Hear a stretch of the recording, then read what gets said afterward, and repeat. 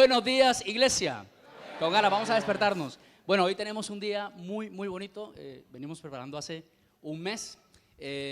Algo que creo que a todos nos compete, porque pregunto, de aquí, ¿quiénes alguna vez han tenido una duda, una inquietud, una reflexión acerca de Dios, la Biblia, la fe, Jesús? ¿Alguien en la sala que se ha cuestionado algo que de pronto, incluso a día de hoy, todavía no tiene respuesta a esas dudas? Bien, pues hoy vamos a hablar de eso, vamos a hablar sobre todo a reflexionar, vamos a pensar, vamos a indagar, vamos a analizar temas que a veces nos vienen a la cabeza que no tenemos ni idea de resolver, o incluso a veces de defender cuando alguien nos lo dice, porque sencillamente no tenemos los argumentos que necesitamos, ¿vale? Y para ello, pues hoy tenemos un invitado especial que nos va a acompañar a resolver todas esas dudas que tenemos. La verdad es que tenemos más dudas del tiempo disponible para hacerlo, pero vamos a intentar en este breve tiempo que vamos a tener de entrevista para plantear esas preguntas. Y lo vamos a hacer de la mano de una persona que, además de ser ingeniero, él es teólogo, además es autor de un libro que se llama Dios y el misterio de creer, y es host del podcast El Cafetal. Y algo que no sabe, te lo voy a decir, Josué, ha sido profesor, me ha acompañado como profesor en el curso troncal de Pontea, wow. en el que estoy haciendo de apologética, y la verdad que, bueno, te quedas ahí con un montón de dudas y preguntas que por fin te tengo aquí para preguntártelas de frente, ¿vale? Así que, amigos, por favor, recibamos con una cálida bienvenida a Josué Moreno.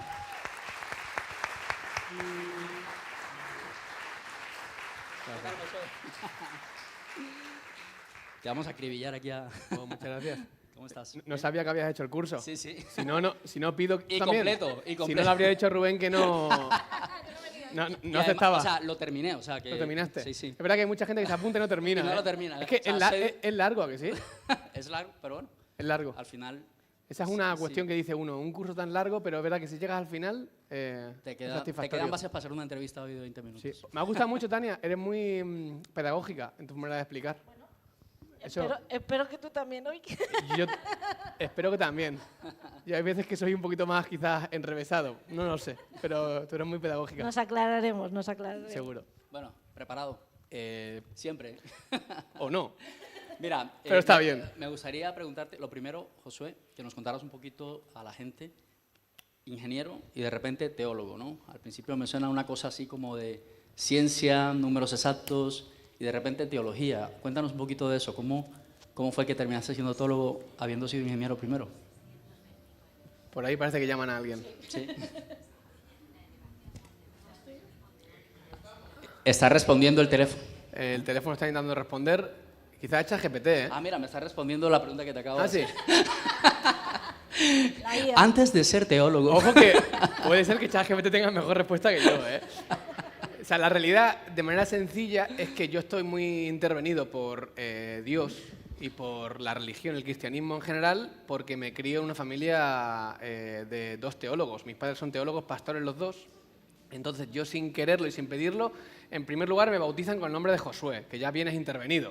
En un país como España, soy el único Josué del pueblo, como podéis imaginar, el único de la clase. La gente no sabe si decir Josué, Josué, Joshua, Josué, ¿no?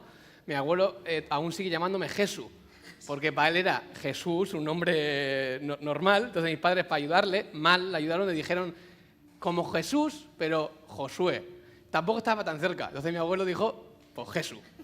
Entonces ahí creo que nazco bastante intervenido por el tema de Dios. Entonces desde que soy muy pequeño, o sea, al ser un niño muy curioso con muchas preguntas, empiezo a tener muchas preguntas sobre Dios y empieza a ser un poco esas obsesiones que te acompañan de por vida.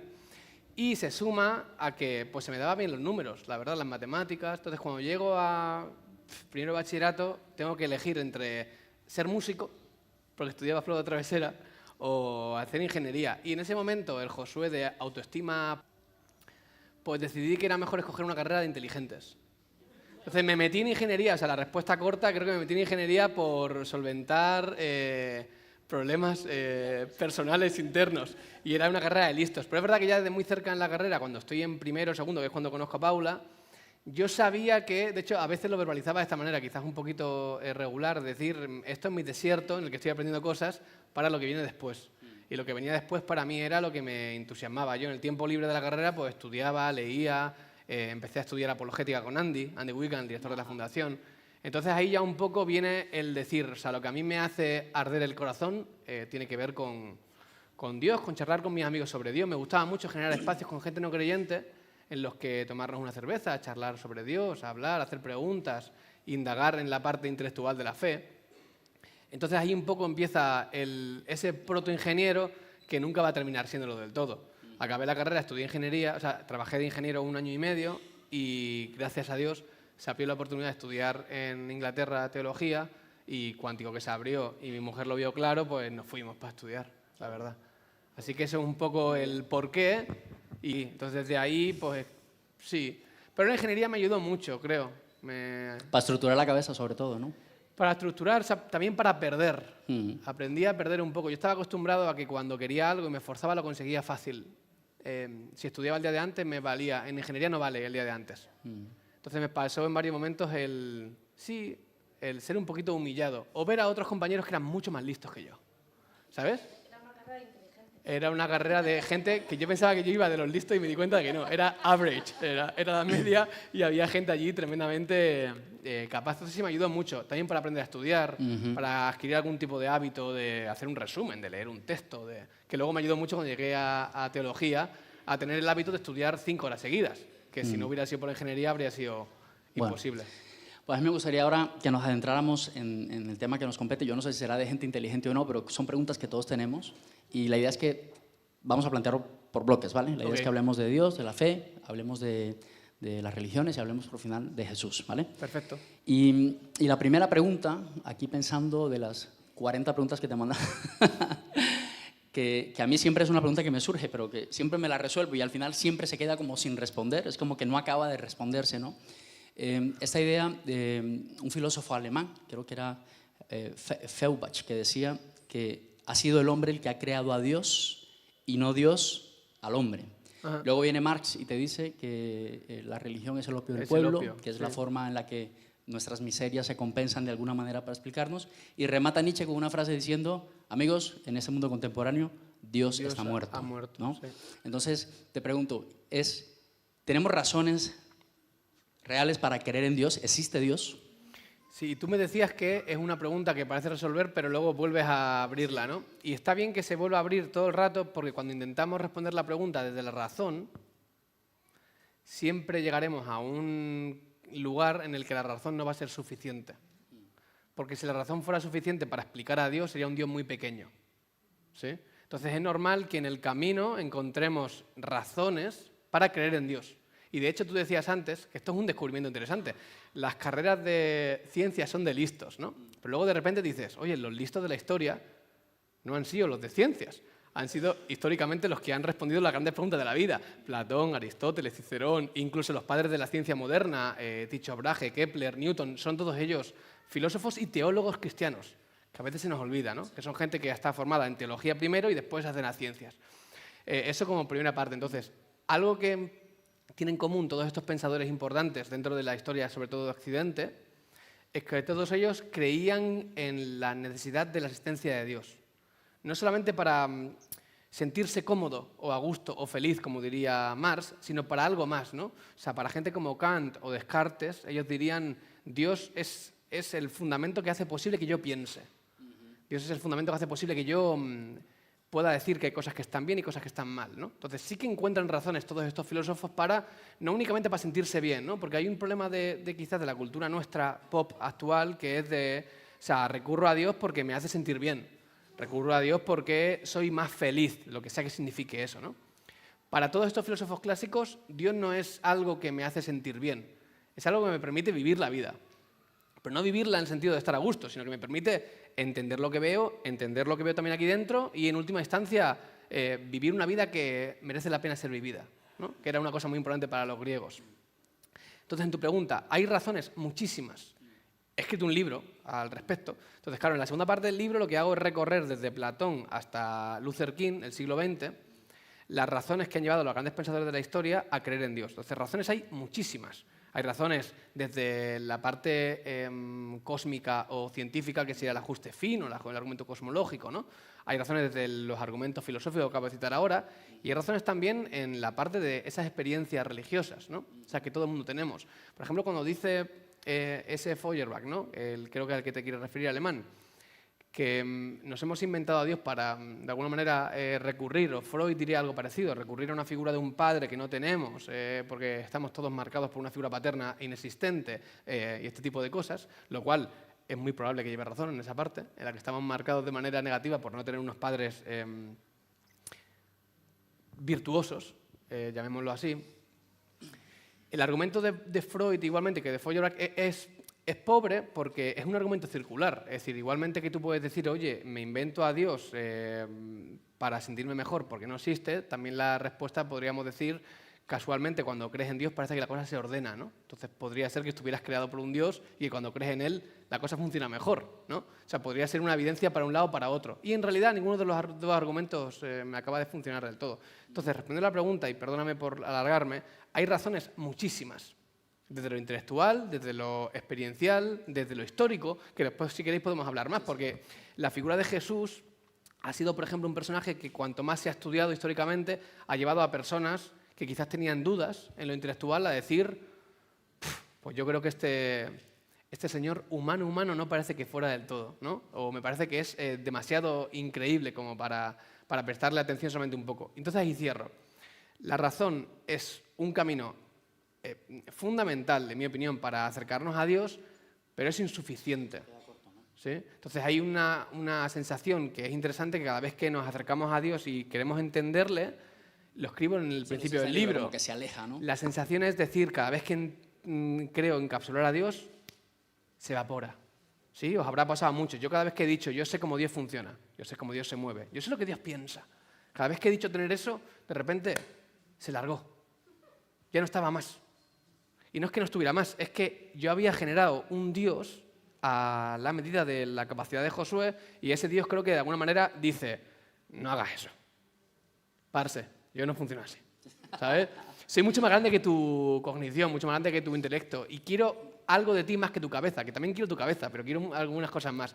Hay un filósofo que dice, y me parece muy interesante, que la creencia en Dios debe tener dos partes muy importantes, que es una parte de razón, racional, y una parte que él llama irracional. Pero que irracional la podríamos llamar emocional, experiencial, mística, como queramos llamarla, ¿no? Pero hay una parte en la que él cita ahí a una santa española que es Catalina y dice aquello, dice ella, ¿no? Aquello para lo que las palabras no son suficientes. Y hay una cosa que seguro que os pasa a todos los que habéis tenido una experiencia de Dios, que cuando queréis explicárselo a alguien, alguien le dice, oye, pero tú ¿por qué te hiciste creyente? ¿No? Y tú le haces una explicación de tu experiencia, te das cuenta de que no suena bien del todo.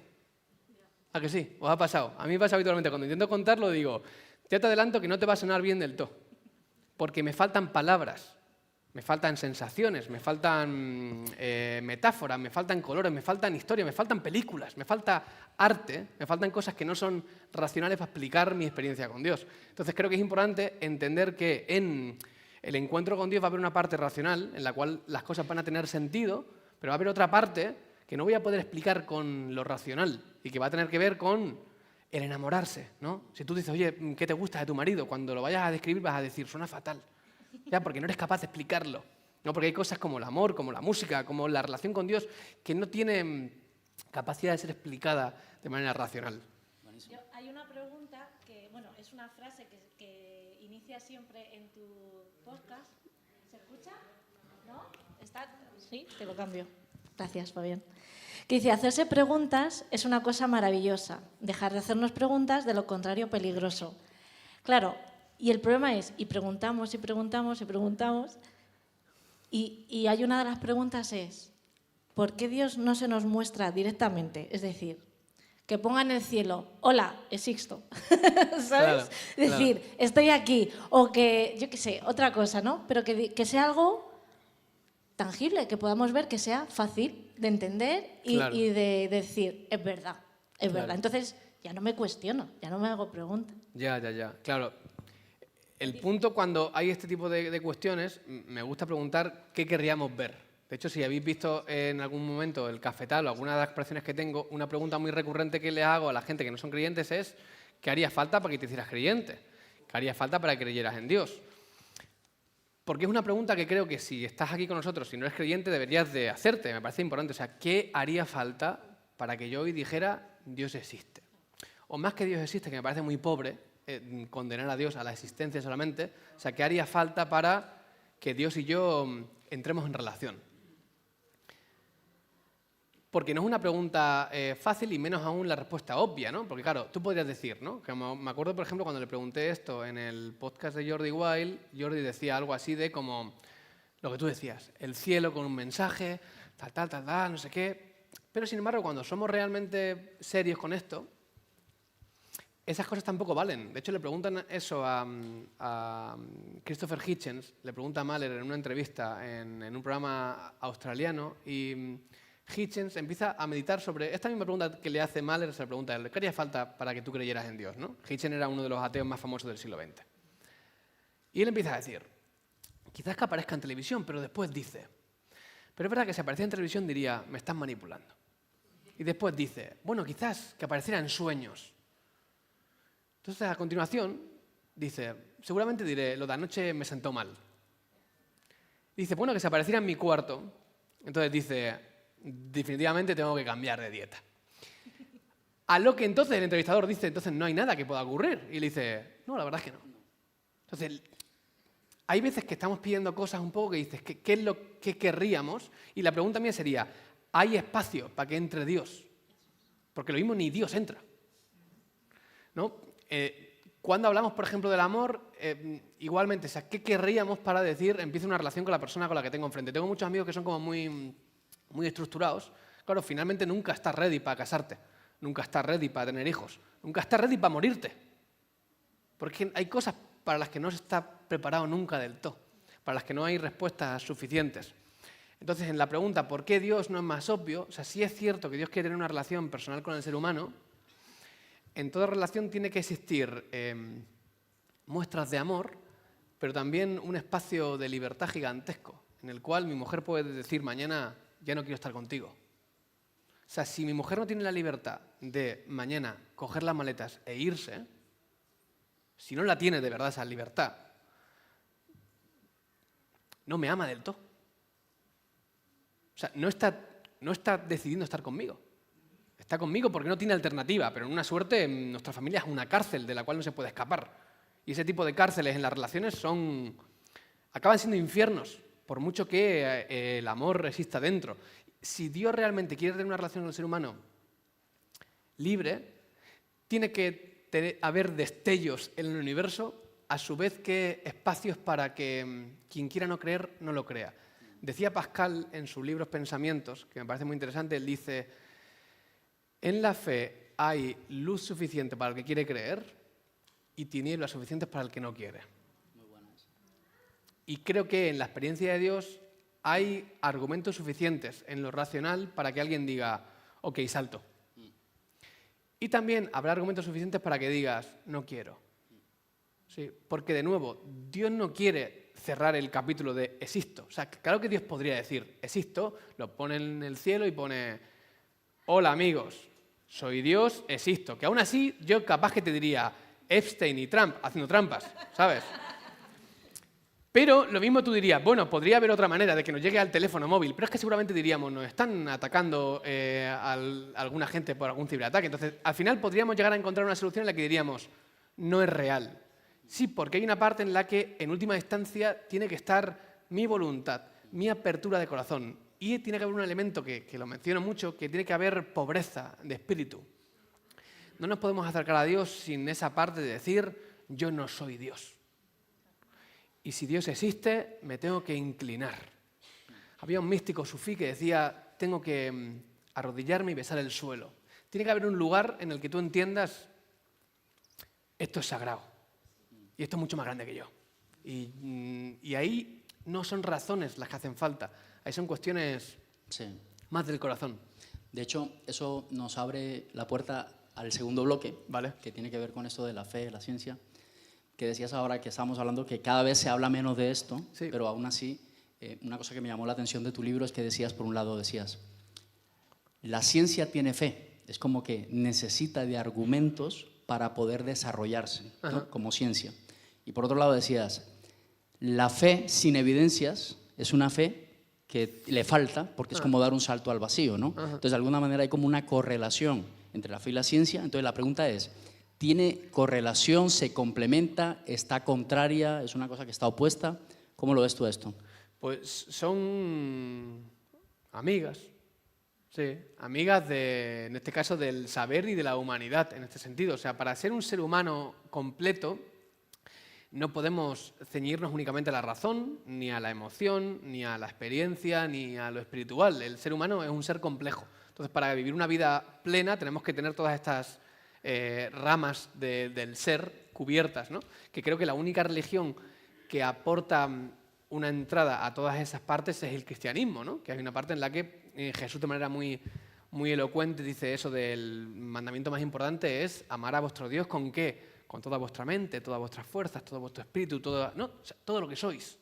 No hay una parte vuestra que queda fuera de vuestro amor a Dios, ¿no? Por eso es muy importante a veces decir, la razón es importante, y hay muchas iglesias en las que no pienses, no. O sea, parece que hay una invitación del Dios del universo a piensa. O sea, ámame con tu mente también. Y amarme con tu mente significa hacerte preguntas, cuestionar cosas, estudiar, creer, pero luego hay otra parte que tiene que ver con tus fuerzas, con tu ánimo, con tu cuerpo, ¿no? Con las cosas que eres, también con tu emoción, con tu espíritu, ¿no?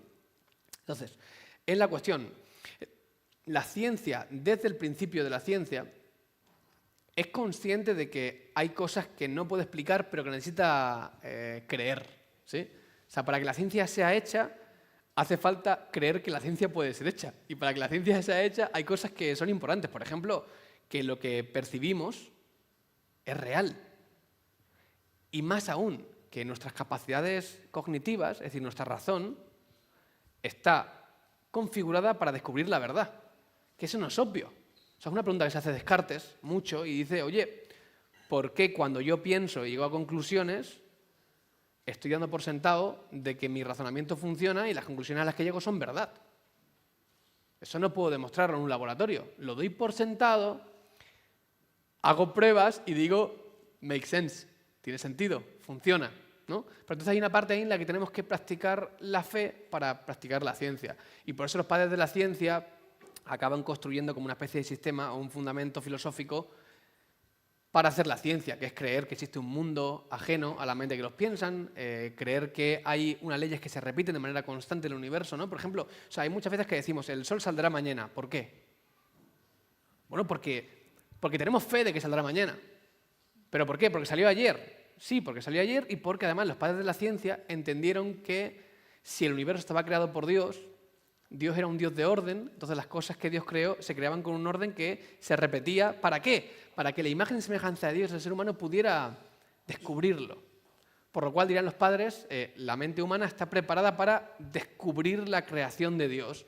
Por lo cual, mis sentidos no me llevan a equívoco, me llevan a descubrir la verdad. Entonces, está bien que dediquemos tiempo a estudiar. Entonces, la relación entre las dos es una relación de compañerismo. Sí, que tú decías en tu libro, yo soy más de ciencias y la verdad, y dices, bueno, al final necesitas más fe para ser ateo que para creer en Dios. Eso creo. Porque ¿de dónde sustentas el ateísmo, no? Cuando la gente no cree. Eso creo. Y a su vez, es muy peligroso practicar la fe sin hacerse preguntas, que tú me decías antes, o sin cuestionar cosas, o sin practicar la razón, porque podemos llegar a una fe que en muchos momentos hemos tenido los creyentes y en muchos ateos han hecho bien en criticarla, en decir, vosotros creéis cosas que no entendéis, creéis cosas que no os podéis probar y creéis cosas, de hecho, que contradicen todo lo que se estudia. Si eso fuera cierto, tendríamos un problema. Sí. O si ante la pregunta, oye, ¿por qué crees que Dios existe? La respuesta es, no lo sé y no me importa, tengo que creer sin más, pues sería peligroso, porque entonces yo te diría, oye, tú estás amando a Dios con toda tu mente. O hay un poco más ahí que quizás podemos darle, ¿no? Entonces te diría que hay ese camino. Y aparte, si no ponemos la mente al servicio de la fe, somos muy susceptibles de creernos cualquier cosa. Y más peligroso que cualquier cosa, a cualquier persona.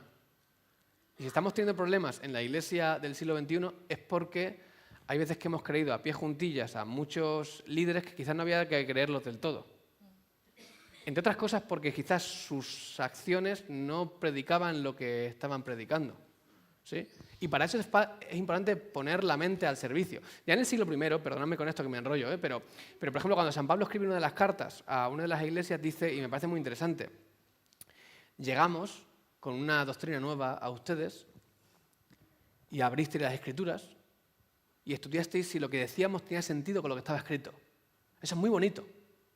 Es decir, no nos creísteis porque éramos los apóstoles, sin más, sino que llegasteis y estudiasteis, ¿no? Hay una parte en la que San Pablo dice muy bien en ponernos a prueba. O sea, muy bien en decir lo que hemos recibido de los otros apóstoles, ahora me llega este nuevo, que encima era perseguidor de la iglesia, ¿por qué debería creerte? Bueno, pues testeo y digo, oye, que lo que dice parece que está bien, ¿no? Y parece además que los frutos que tiene son del Espíritu, ¿no? Entonces no es únicamente alguien que es elocuente y que habla bien, sino que además parece que es cristiano de verdad, ¿no? No por lo que dice, sino por cómo vive. Entonces en esa parte creo que la mente es muy importante que esté en nosotros y que nos hagamos de vez en cuando esas preguntas, sobre todo cuando tiene que ver con gente que viene como yo. Está bien que yo hable bien, la pregunta es si yo vivo bien, porque no se me va a conocer por mis palabras, se me va a conocer por mis frutos, ¿sí?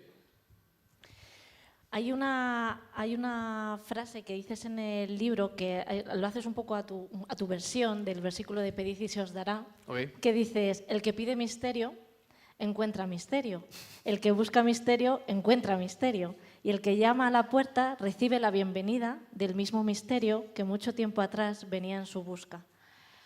¿Cómo le podemos decir a lo mejor a alguna persona que está en duda de decir, ¿qué hago yo para creer, ¿no? Es decir, sé que tengo que tener un poco de fe, tengo que pensar, pero ¿qué hago para que se me abra la puerta y encuentre misterio?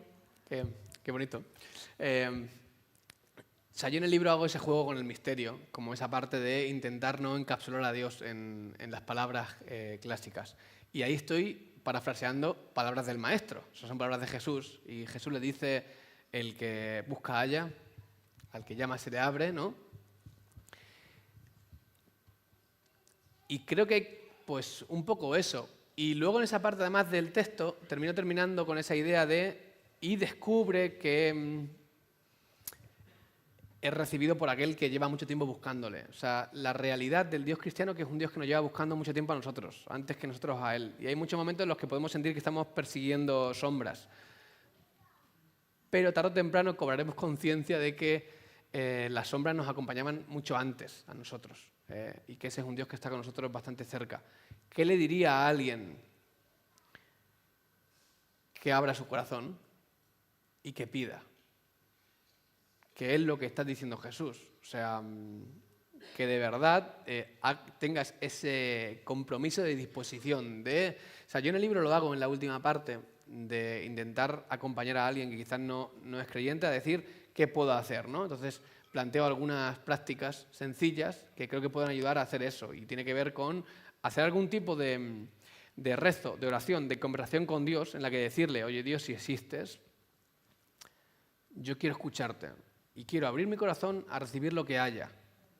Capaz que lo que haya no me cuadra del todo. Capaz que lo que haya no es lo que estoy esperando. Pero quiero abrir mi corazón, quiero reconocer que no soy Dios y quiero que entres, quiero que vengas, ¿no? Entonces, algo así como lo acabo de hacer en última instancia, sí. Por lo menos como comienzo, ¿no? Luego, como seguimiento, seguiría ayudando seguir animando a las personas a decir investiga a Jesús. O sea, si hay algo en el cristianismo que es muy potente, no solamente que tenga 21 siglos de doctrina cristiana y teología, que eso es increíble, ¿no? Es que Jesús es especial. Entonces, estudiarlo y leerlo en los evangelios, hay cosas. ¿Sí? Entonces te animaría y anima a mucha gente cuando me preguntan por redes y no son creyentes. O sea, lee los evangelios, pero antes de leerlo, haz este mismo ejercicio que he dicho. Abre tu corazón y pídele a Dios. Si es verdad que tú hablas a través de aquí, háblame a mí. Y me abro, y espero, y recibo, y voy a prestar atención. Porque hay muchas veces que sí que es difícil que Dios nos hable, ¿no? Hay muchas veces que yo me descubro a mí mismo paseando con mi perro, con Taco, por la playa sin soltar el móvil. Entonces digo, o sea, si Dios quisiera hablarme hoy a través del mar, o a través de la gente que ocurre, o a través del amor de una madre con su hija, no lo estoy viendo, porque estoy con el móvil. O si estoy en casa y hay alguna manera o sea, hay veces que incluso la propia lectura de las escrituras o el tiempo o sea, sigue estando como con muy poco espacio para para escuchar. Entonces creo que hay esa parte en la que tenemos que preguntarnos, o sea, si Dios nos está hablando, ¿cómo podemos abrir espacios para que nos hable y para que nosotros para escuchemos? escucharle, sobre todo, ¿no? Sobre todo para escucharle. Así que os lo digo a vosotros y me lo digo a mí, ¿eh? Hay muchos días que digo, si es que no tienes hueco, ¿no? O sea, no tienes hueco en el día para nada. Nos podríamos quedar 2 horas hablando solamente de si Dios existe, pero se nos acaba el tiempo. Antes de pasar al segundo bloque, me gustaría recordar, vamos a dar espacios para que las personas puedan preguntar. Si tenéis preguntas con lo que Josué ha comentado, vamos a proyectar aquí un QR ahora para que puedan capturar la imagen y hacer preguntas, a ver si nos da tiempo, ¿vale? Y vamos a continuar y vamos a ir seleccionando luego las preguntas y te las transmitimos, ¿vale, Josué? Por favor. Decías ahora algo que me llama la atención, decías, hay que tener cuidado con lo que crees y a quién crees, ¿no? Sí. Imagínate, tiene una persona que dice, venga, bien, Dios existe, me voy a abrir, voy a tener fe, pero ahora me encuentro ante un mundo de posibilidades, de opciones por creer, religiones, movimientos, nueva era, incluso te diría desarrollo personal, Okay. ¿no? Que te mete en una senda de decir, bueno, no necesito a Dios, igual yo puedo con todo, yo soy Dios, ¿no? Al fin y al cabo. Una persona que quiera de corazón, sinceramente, decir, vale, venga, voy a dar una oportunidad a Dios, quiero empezar a creer de verdad. ¿Por dónde debería empezar? Por Jesús. Sí, en mi opinión sí, me parece que es el líder religioso histórico más desarrollado, sí, en todos los sentidos. O sea, no hay ningún otro líder religioso que tú puedas decir, no le encuentro falla moral. Eso va a empezar. O sea, yo diría, si yo te diría, o sea, si tú me dices a mí, oye, por ejemplo, pensando en alguien que venga aquí a hablar, ¿no? ¿Por qué deberíamos de prestar atención a una persona que habla, ¿no? Si es que habla a nivel intelectual, a cualquiera que diga la verdad. Pero si es para seguirle, es decir, para seguir un liderazgo, te diría a alguien cuya vida anheles también tú, ¿sabes? Hay una parte en la que no únicamente me gusta, que eso es un problema, por ejemplo, en algunas comunidades cristianas, que hemos elegido a gente porque lucen bien y no porque viven bien, ¿sí? Yo quiero a alguien que cuando lo mire diga, sí, yo quiero amar a mi mujer como esa persona la ama. Yo quiero tratar a mis hijos como esa persona lo trata, ¿no? Y no tanto quiero hablar como él, ¿sabes? Que está bien, pensando en este concepto de liderazgo. El ejemplo vivo de la virtud, no hay persona más virtuosa en la historia que el nazareno. No hay nadie más. O sea, el resto de líderes religiosos, cuando empiezas a investigarlo, o líderes filosóficos, descubres que hay cosas que dices, bueno, aquí por aquí, estos añitos de su vida los vamos a dejar, pero por todos, sin ningún tipo de falta, pero estudias a Buda y dices, bueno, eso de que para encontrar la virtud, abandonar a su hija y a su mujer recién paría, pues capaz que no está del todo bien, ¿no? Los años de Mohammed cortando cabezas, pues dices, no sé, Rick, los años de Confucio o de Platón, parece que con su... Sí, con esa sexualidad traviesa que parece que tenían, sobre todo pensando en personas de edad joven, pues en Jesús casualmente encontramos al único líder religioso que lo que predica lo cumple. Y que cuando se encuentra con un juicio, hay un momento terrible en el juicio de Jesús, ya que estamos en Semana Santa, en el cual Pilatos dice, yo a este señor no le veo ninguna falta. Y los líderes religiosos tampoco se la ven. Entonces, claro, tú dices, o sea, es muy fácil encontrar una falta moral en alguien, ¿sabes? O sea, y este Jesús parece que hay algo ahí. Y a su vez, hay una cosa que dice Peterson que me gusta, y es que cuando intentamos encontrar, por ejemplo, un desarrollo del ser humano moral superior, nos seguimos topando con el Sermón del Monte. Es como que dices, tío, o sea, en el siglo I se escribió un código ético que parece que es insuperable al del Sermón del Monte de Jesús, y que no solamente parece que lo predicó, sino que encima lo vivió hasta el final, ¿no? Esa parte del amor por sus enemigos. Cuando Jesús está en la cruz y dice, Padre, perdónalos porque no saben lo que hacen, este ser humano es superior a los demás. O sea, si quiero seguir a alguien, yo le quiero seguir a él, entonces diría, empezaría por Jesús porque... Sí, porque es el número uno. Sí, es como si, perdóname por la metáfora, pero es como si vas a ver fútbol, dices, ¿por quién empiezo? Pues tienes que empezar por Messi, ¿no? Es que no hay nadie más que haya hecho eso durante 25 años, ¿sabes? Es el número uno en todas las habilidades. Hay una parte ahí en la que dices, o sea, no hay nadie más como este, ¿no? Entonces te diría, empieza por ahí. Y además, mi sospecha es que si empiezas por ahí no vas a ir a ningún otro sitio, porque... es muy superior en lo intelectual, en lo experiencial, en lo histórico. Entonces, eso te diría un poco. Nos está funcionando lo del QR. Ah, sí. Y está hay muchas preguntas. Muchas preguntas. Entonces, empiezo random, Como ¿vale? tú quieras. Venga. ¿Por qué si Dios existe hay tantas guerras, hambrunas y sobre todo muertes de niños inocentes que Jesús amaba tanto? Yo no lo sé. No lo sé. No. No lo sé. Y también me gustaría que Dios interviniera en algunos momentos más. Sí, sobre todo cuando hay gente que no se merece estar ahí. No solamente niños de guerras, o sea, porque hay niños que sufren maltratos en sus casas o abuso sexual por parte de familiares. No lo sé. Y no está bien. No está bien. Y de hecho la respuesta del Dios cristiano nunca fue el voy a mandaros una respuesta filosófica para que entendáis por qué permito el mal. Que las hay y las podéis estudiar. Y si entráis a YouTube veréis vídeos míos respondiendo a esa pregunta de manera intelectual durante media hora con Jordi Wild. Hay respuestas teóricas para eso. Entonces quien quiera acercarse desde lo teórico, hay respuestas para eso. Muy sofisticadas, muchas de ellas. Pero la realidad, cuando sufrimos, no nos sirve ninguna de ellas, la verdad. Porque el sufrimiento tiene que ver con algo mucho más profundo, más inherente, más humano que lo puramente racional. Entonces le diría a esa persona, yo no lo sé. Y el cristianismo no te hace una reflexión filosófica de por qué existe. De hecho, no hay en ningún momento en la Escritura en la que se diga el sufrimiento ocurre para generar esto en ustedes, porque tal y cual, no, lo que existe en la Escritura es que el Dios del cristianismo, ante la realidad humana, caída, rota y con sufrimiento y muerte, es que Dios se hace un ser humano, en la persona de Jesús. Y como profetiza el profeta Isaías ahí, Jesús se convierte en ¿qué? Además hay una forma en la que lo dice que es terrible, dice varón de dolores, ¿no? Es como la sensación de el Dios del cristianismo es un Dios de los dolores, es el Dios del sufrimiento, es el Dios de las cicatrices. Es ese Dios que tanto le repulsa al Islam, que es, oye, ¿cómo Dios va a sufrir? Pues ¿sabes? Es la corona del cristianismo, o sea, el símbolo del cristianismo es la cruz en la que muere Dios. Y eso es lo terrible, lo incomprensible y para mí lo transformador. Porque no podíamos habernos inventado eso, hablando de inventarse religiones. O sea, no nos podríamos haber inventado a un Dios que se sacrifica hasta la muerte por nosotros. No podíamos inventarnos eso, porque es locura, diría San Pablo, porque no tiene sentido, porque es inexplicable. Y porque el autor de Hebreos, reflexionando sobre eso, dirá, no nos acercamos a un Dios que no entiende nuestro sufrimiento.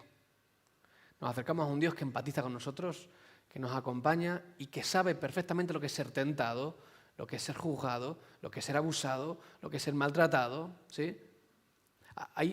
Hay como en el camino de la cruz muchísimas cosas que Jesús sufre. O sea, Jesús sufre una violencia sexual que a veces no queremos afirmarla, pero que es cierto. O sea, Jesús camina desnudo en una cultura en la que hay una honra y vergüenza muy potente, en la que está sufriendo latigazos, en la que está sufriendo escupitajos, ¿no? En la que es expuesto en la cruz, en la que sufre hambruna, en la que seguramente sufre la muerte de su padre, en la que sufre la traición de su amigo, en la que, o sea, como que hay un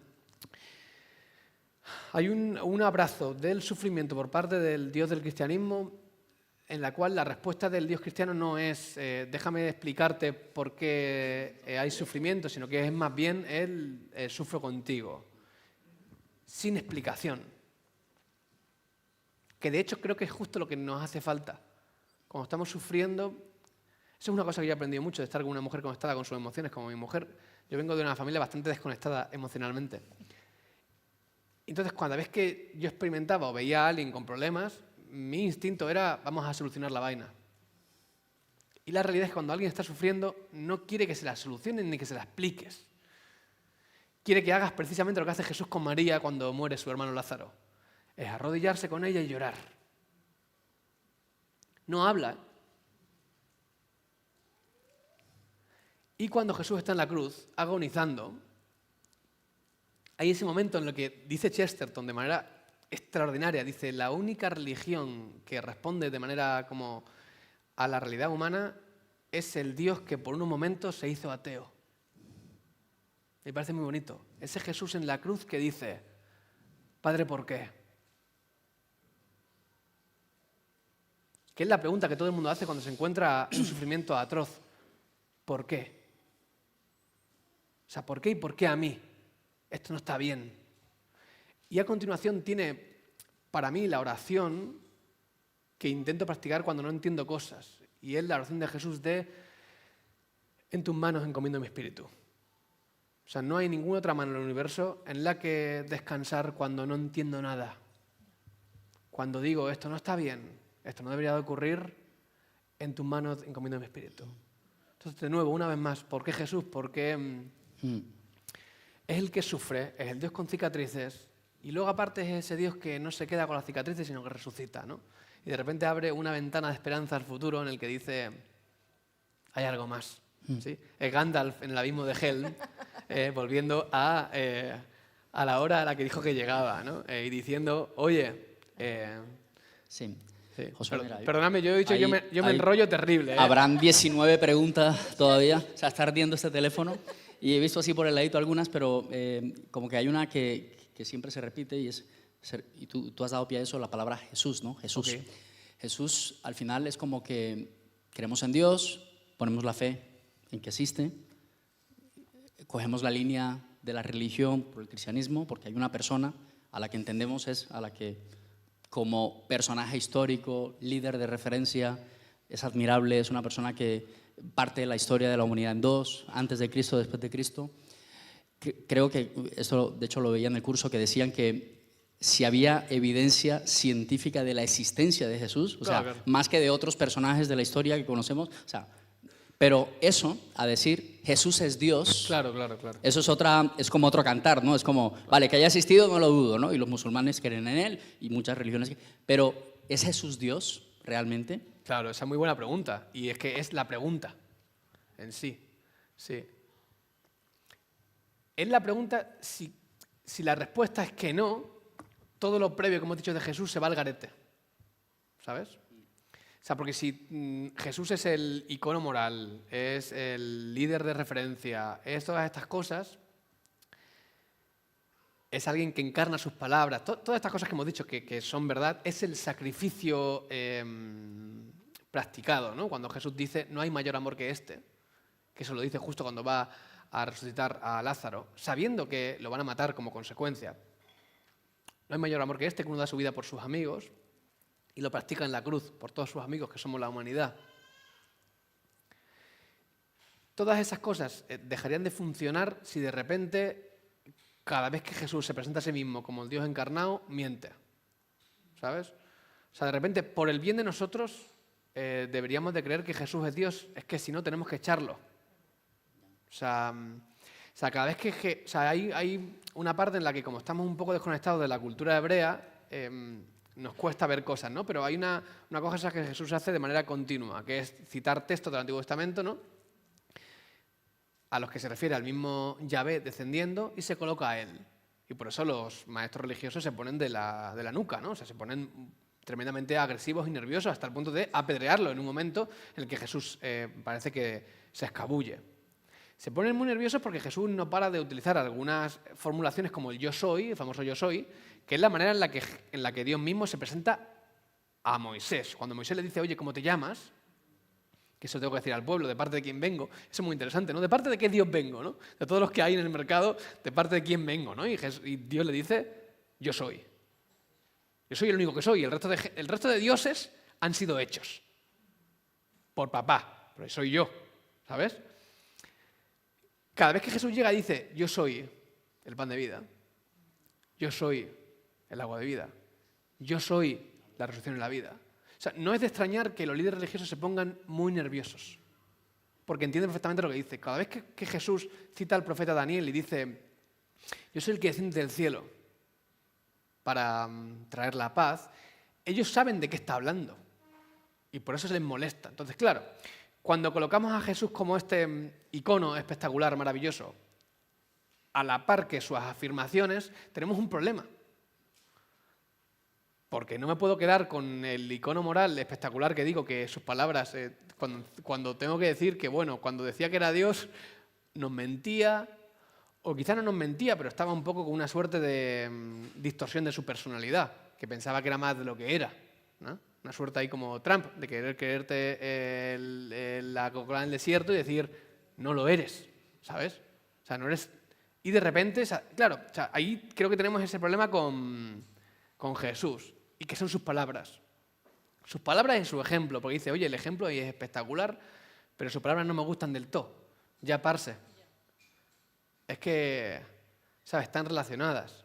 Y a su vez, al estar relacionadas, si tú concluyes, como diría C.S. Lewis, eso seguro que lo habéis leído en algún momento, ¿no? Pero C.S. Lewis tiene ese famoso trilema en el que él dice, tenemos que elegir si Jesús era un mentiroso, un loco o Dios, ¿no? Y creo que, de manera simple, que lo hace simple, tiene sentido. O sea, porque un poco tú cuando examinas las palabras de Jesús, tienes que concluir alguna cosa. Tienes que concluir o que estaba un poco chalado y cuando afirmaba cosas no lo era de verdad. Tienes que concluir que, bueno, él sabía que no era y nos mentía. Como consecuencia, el resto de cosas se van un poco...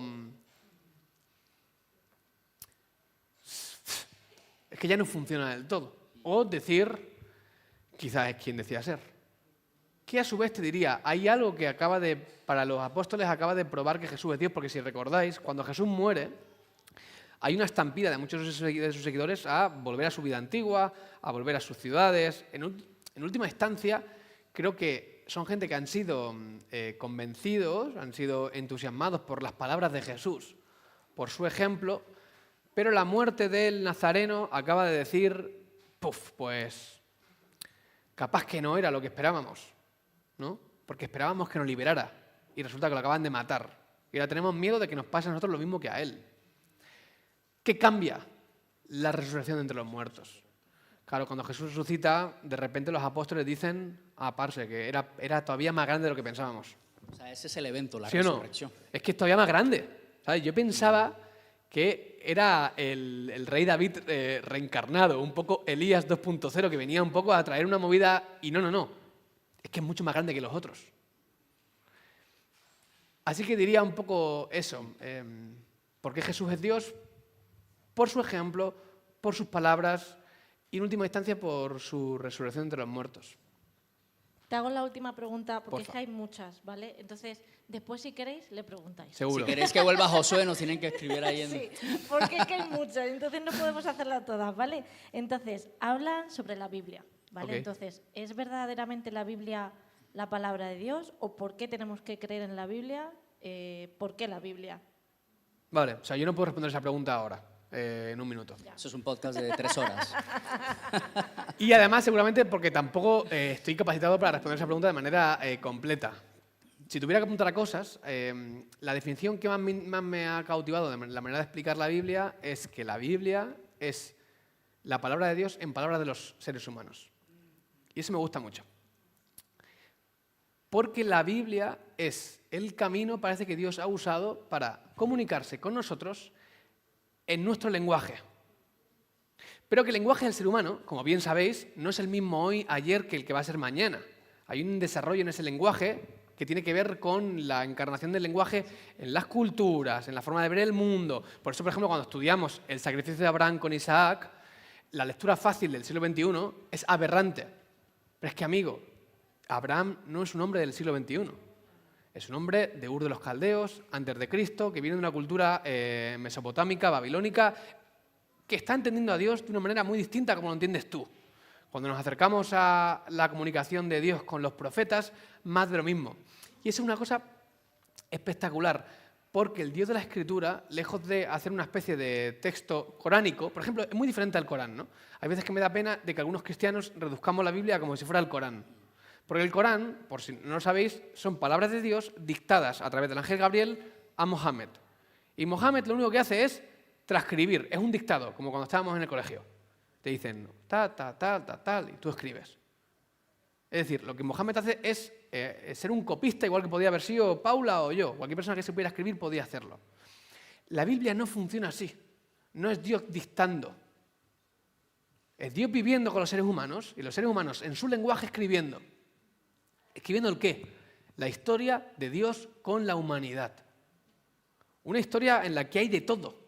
Hay gente que son terribles, como nuestros padres de la fe, como Abraham, como Moisés, como el rey David, que son terribles. Es verdad, es que, o sea, la Biblia no presenta héroes, hay únicamente un héroe en la Biblia que es Jesús de Nazaret. El resto son seres humanos, como nosotros, que muchas veces pues, dan un poquito de grima. Sí, igual que nosotros, al final, si es que eso es lo increíble. Y lo interesante es que esta perspectiva de la Biblia, cuando llega a Jesús, se hace aún más palpable. Porque dice mi amigo Lucas Manning, que si no lo conocéis, os animo a que lo conozcáis, teólogo. Dice Lucas, me parece una cosa brillante, Dios se tomó 30 años en aprendernos y únicamente 3 años en hablarnos. Porque el Dios encarnado en Jesús de Nazaret se toma 30 años para entender al ser humano del siglo I de Judea. Y Jesús se toma 30 años en aprender qué hace una mujer cuando pierde una moneda, en qué hace un granjero para cuidar a sus ovejas, en qué hace una persona que trabaja en el campo para hacer la siega y la plantación. Y cuando nos ha aprendido, cuando conoce nuestro idioma, nos habla. ¿Cómo? ¿Como los filósofos griegos con un idioma que nadie entiende? No. Con parábolas de la época, concentradas en que la gente de la época entienda. Y cuando Jesús va a hablar, ¿de qué les habla?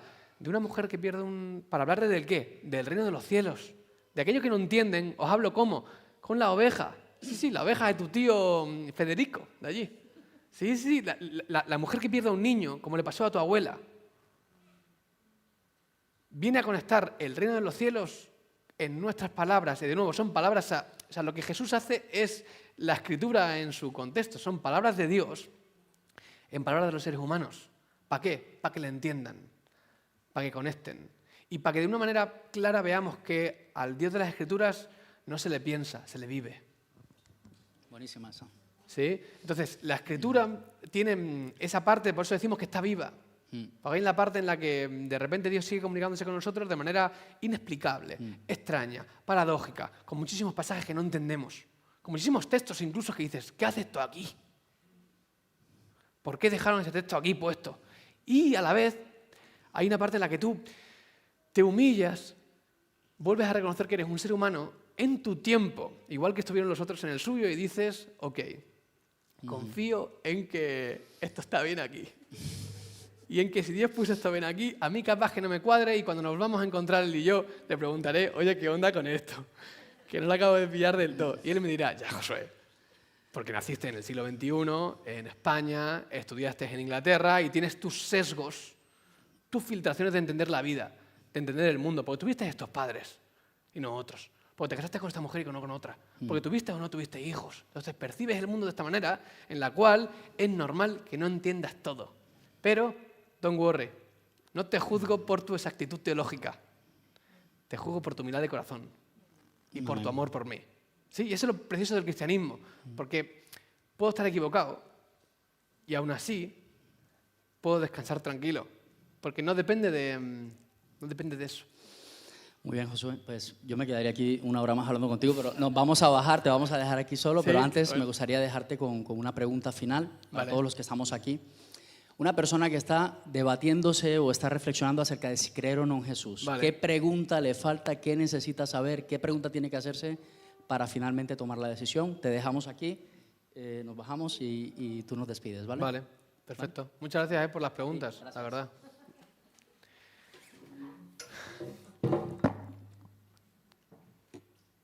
Si tenéis o no Biblia, os digo que la abráis, ¿no? Aquí de repente me transformo en hijo de pastor de verdad. ¿No? Mi padre me diría eso, si no se abrió la Biblia no hubo reunión. Eso es muy protestante en sí. Pero para responder esa pregunta hay una cosa, nos encontramos en un tiempo ahora mismo que es verdad que en las iglesias quizás evangélicas no se practica mucho, que es la idea de la Pascua. ¿Sí? En otras tradiciones cristianas se practica mucho el énfasis en la Semana Santa, que no deja de ser un recuerdo de lo que ocurrió en la primera Semana Santa, que es esa primera semana en la que Jesús hace sus últimas declaraciones, sus últimos lives, y lo acaban asesinando. Y resucita. Y la semana después de esa primera Semana Santa es la Pascua, en la cual ese resucitado va a tener encuentros con sus discípulos que, digamos, de alguna manera, pues se esperaban una cosa y han recibido otra. ¿Sí? Entonces, voy a leer algunas cosas de Lucas 24. Os veo mirando ahí arriba. Es el momento de no quedarte con la duda. Ya la de la duda te la quedas. y se la haces a tu pastor, a tu pastora, a Rubén. Además, ya son gente que ha hecho el curso. O sea, tienen todas las respuestas. El texto que quiero ver con vosotros está en Lucas 24, a partir del versículo 13, ¿vale? Entonces, este es el famoso texto que seguro que habéis leído en algún momento, o sabéis que es el texto del Camino de Maús. ¿Sí? En el Camino de Maús hay una cosa interesantísima, y es que nos encontramos a dos discípulos de Jesús, es decir, dos personas que han convivido con el Maestro, que lo han escuchado, que lo han visto, que han visto sus proezas. Y no son dos personas que de repente son ateas.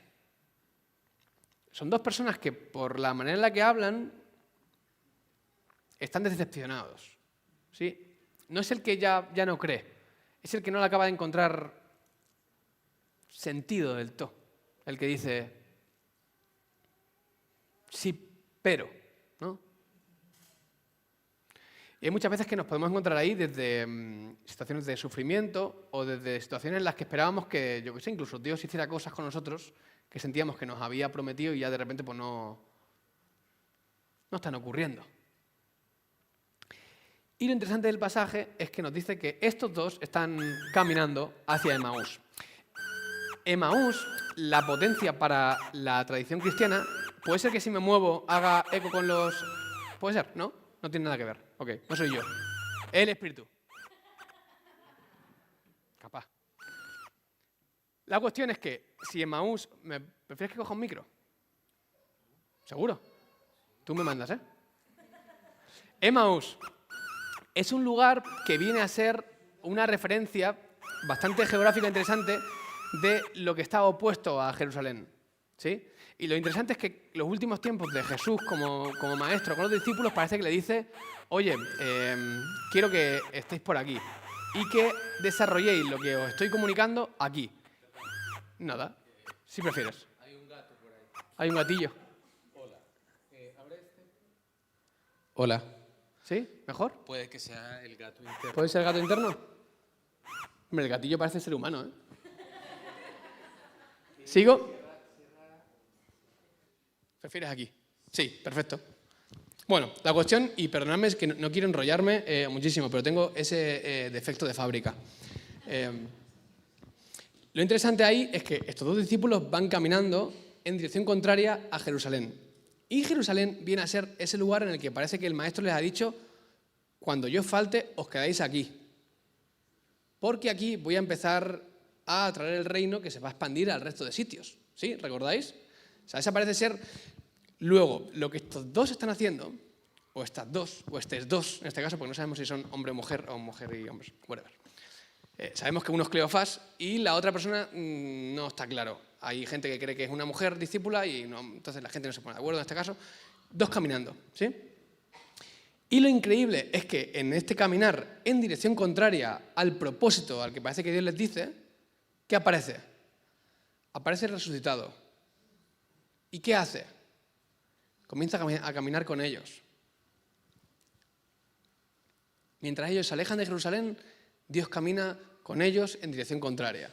Y en esta posición no llega y le dice, ¿qué hacéis? No os dije otra cosa. Lo potente del texto, si por leeros alguna cosa que me parece como interesantísimo, les pregunta a Jesús, ¿de qué vienen discutiendo? Se detienen de golpe, dice en este caso Lucas, con sus rostros cargados de tristeza. Entonces uno de ellos, el que se llamaba Cleofás, dice, tú debes ser la única persona en Jerusalén que no oyó acerca de las cosas que han sucedido allí. A lo que Jesús le responde, ¿qué cosas? Las cosas que le sucedieron a Jesús, el hombre de Nazaret, le respondieron. Era profeta que hizo milagros poderosos y también era un gran maestro a los ojos de Dios y de todo el pueblo. Sin embargo, los principales sacerdotes y líderes religiosos lo entregaron para que fuera condenado a muerte y lo crucificaron. Nosotros teníamos la esperanza de que fuera el Mesías, que venía para rescatar a Israel. Que eso es lo duro del texto. Nosotros teníamos la esperanza, nosotros esperábamos. Ya no, porque está muerto.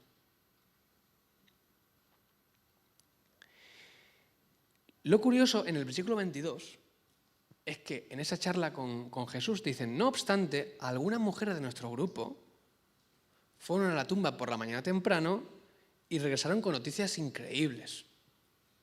Dijeron que el cuerpo había desaparecido y que habían visto ángeles, quienes les dijeron Jesús está vivo. ¿Cómo?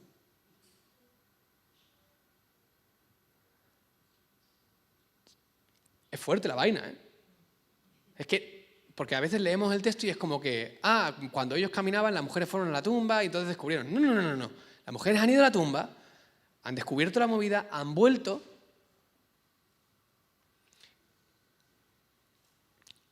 Y no sabemos muy bien por qué, no parece que les convenza algo de eso. Entonces, la primera cuestión que os quiero dejar, que extraigo del Camino de Emaús, que me parece muy importante, es que hay veces que Dios se revela con personas que quizás no son lo más fiable del mundo mundial, cuyo testimonio quizás para nosotros no es el mejor del mundo mundial. Quizás nosotros esperaríamos de alguien bien vestido, que tiene muy buena pinta, que habla muy bien, que seguramente es blanquito, ¿sí? Bien, como yo. Pero históricamente Dios se ha revelado para cosas de verdadera importancia con gente cuyo testimonio no valía para mucho. Entonces, a la pregunta, oye, si Dios me está hablando, pues puede ser que te esté hablando a través de gente que tú esperes que no valga mucho. Porque mi pregunta es si estos discípulos no hicieron caso a este mensaje porque lo dijeron las pibas. Porque casualmente cuando acaba el texto y vuelven a Jerusalén, dicen, y San Pedro lo confirmó. Ah, vale, este sí. Claro, porque este se parecía más a mí. Entonces, si lo dice este, ahí sí viene del todo, ¿no? Entonces diría, la primera cuestión es, hay una cosa como muy presente en las palabras de Jesús, y es que el reino de los cielos es para los que son como niños, es para los pobres de espíritu. Hay algo del reino de los cielos que no se transmite en palabras de los poderosos. Se transmiten a veces con palabras de gente que son niños. Entonces, la primera cuestión, Dios quiera, Iglesia, que no dejemos de creer las palabras de Dios cuando vienen de personas que quizás tienen poco valor a los ojos humanos. Esa es la primera cuestión. Y la siguiente, con la que os quiero dejar y que me parece espectacular, es que el Dios cristiano es un Dios que, aun cuando caminamos en dirección contraria al bien, camina con nosotros. En este texto encontramos a dos discípulos que ante su decepción comienzan a alejarse de aquello para los que Dios les llama, que es Jerusalén. Y lo tremendamente increíble del texto es que Dios no está en Jerusalén así, esperando a que vuelvan. Y cuando vuelven dice, llevo aquí unos días esperando, ya era hora, ¿no? Os dije que estuvierais aquí. No, es un Dios que se pone las sandalias y camina con ellos hacia Emaús. Y en ese camino no lo hace con reproche, sino con preguntas. Oye, ¿qué hacéis? ¿Cómo estáis? ¿Qué ha pasado? ¿En serio? ¿Os dijeron las mujeres eso? ¿Y cómo fue? Ah, de verdad, ¿y qué hacéis por aquí? Y de repente lo increíble que dice el texto es que Jesús abre las Escrituras mientras camina con ellos y parece que le empiezas a contar un poco la historia. Y dice, ¿te acuerdas con Abraham? Sí. ¿Recuerdas a Moisés? Sí. ¿Recuerdas a Jacob? Sí. ¿Te acuerdas de los profetas? Sí. Isaías, Elías, Jeremías, Zacarías. ¿Te acuerdas? Y cómo cada uno de ellos va apuntando a ese Jesús.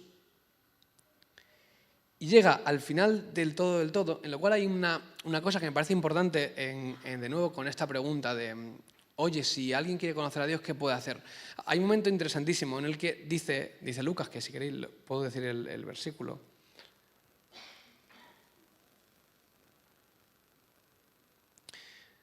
Versículo 28. Para entonces ya estaban cerca de Emaús y del final del viaje. Jesús hizo como que seguía para adelante, como que se iba. Es muy bonito.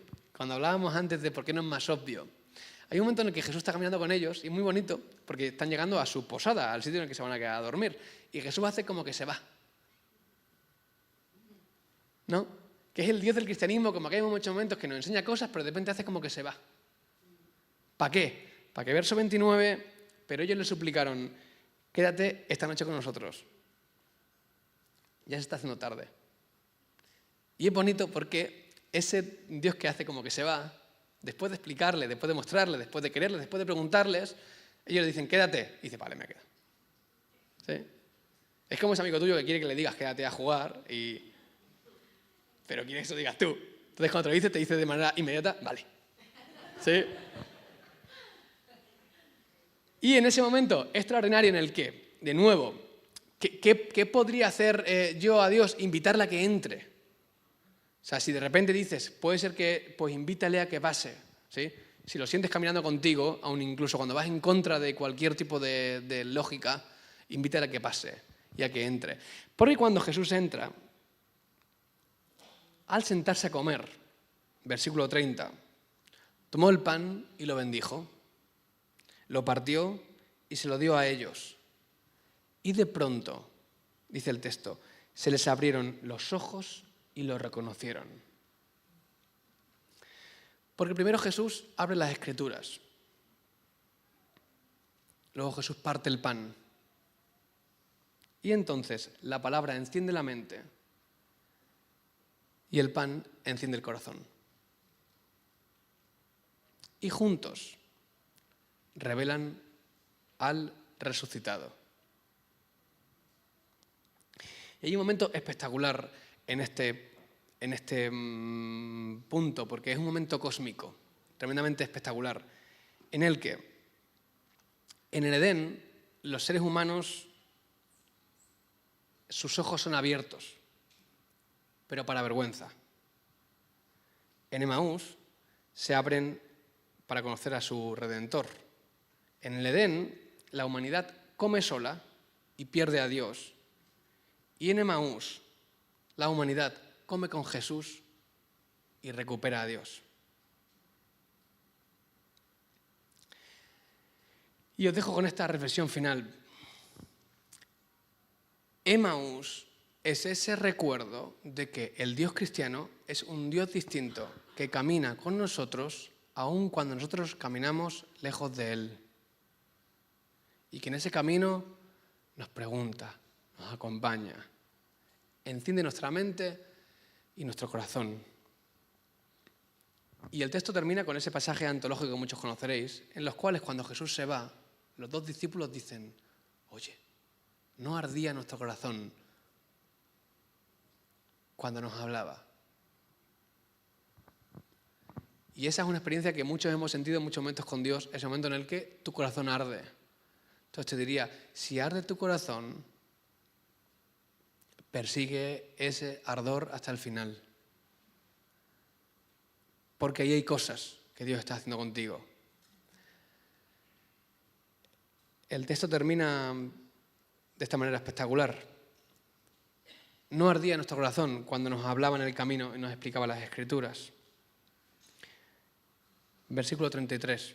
En menos de una hora estaban de regreso a Jerusalén. Allí encontraron a los 11 discípulos y a los otros que estaban reunidos con quienes decían, el Señor ha resucitado de verdad, se le apareció a Pedro. Esto es muy bonito. Porque estos dos discípulos regresan a Jerusalén, regresan a donde Dios parece que los quiere, porque se han encontrado con Dios de vuelta en su decepción, en su momento, en su seguramente falta de fe, en muchas cosas que están ocurriendo ahí. Luego, en el momento en el que tú estés, no sé cuál es, pero lo que sí que sé es que el Dios de la Biblia camina con nosotros donde estamos, no donde deberíamos de estar. Y puede ser que tú digas, yo estoy decepcionado, bienvenida. Yo estoy que no me creo nada, bienvenido. Yo tengo más preguntas que respuestas, bienvenido. Yo estoy en mi prime, bienvenido. Porque Jesús camina con nosotros. ¿Dónde estamos? ¿Dónde deberíamos? Y donde estamos, desde ahí, abre las Escrituras, parte el pan, se entrega a sí mismo y juntos conocemos a Dios y regresamos a casa. Pues si me permitís, voy a orar por vosotros y cerramos este tiempo. Dios, gracias por la palabra, gracias por las Sagradas Escrituras y por cómo revelan a Jesús, que en última instancia es tu amor por nosotros. Gracias por el texto de Emaús, gracias por venir a nuestro encuentro, gracias por caminar conmigo en muchos momentos en los que camino tremendamente lejos de ti y no entiendo nada y me alejo. Y gracias por en ese camino seguir abriendo las Escrituras conmigo y partiendo el pan. Te pido perdón y te pido que hoy, un día más, entres y cenes conmigo. Quiero que mi corazón arda y recordarlo y que ese ardor me lleve a volver a Jerusalén. Te amamos, queremos estar contigo y pido de manera especial que tú estés con esta iglesia, aquí en Fuenlabrada, que ellos sean discípulos tuyos de verdad y que sean aquellos como Jesús que caminan con los que están lejos, que no preguntan qué haces, qué amas, qué piensas, qué vives, sino que caminan, que se acercan a la gente, que abren sus casas, que aman y que aman de verdad. Gracias por entregarte por nosotros y por amarnos hasta el fin. Ayúdanos a confiar en ti de verdad. En nombre de Jesús. Amén.